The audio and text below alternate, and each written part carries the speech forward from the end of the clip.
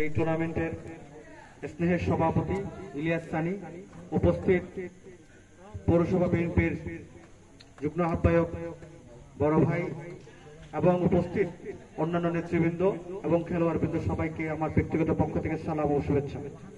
চমৎকার এবং প্রতিদ্বন্দ্বিতাপূর্ণ একটি খেলা উপহার দিয়েছে তোমরা। খেলার মধ্যে জয় পরাজয় অবশ্যই থাকবে, এটাই হচ্ছে খেলার একটি চমৎকার বিষয়, হচ্ছে জয় পরাজয়। সবাই ভালো খেলেছে, কিন্তু জয় এবং পরাজয় ছাড়া খেলা হয় না। যেহেতু বিজয়ী পক্ষ এবং রানার আপ দুই দলকে আমরা অভিনন্দন জানাচ্ছি। এর আগে যে দুই দল খেলেছে তাদের প্রতিও আমাদের অনেক অনেক শুভেচ্ছা। নিয়মিত খেলা চর্চা, ক্রীড়া চর্চা এবং সুস্বাস্থ্যের জন্য এটার কোনো বিকল্প নেই। আমি সবার দীর্ঘায়ু এবং সুস্বাস্থ্য কামনা করে আমার সংক্ষিপ্ত বক্তব্য এখানে শেষ করছি। ইনশাআল্লাহ দেখা হবে, কথা হবে। আসসালামু আলাইকুম।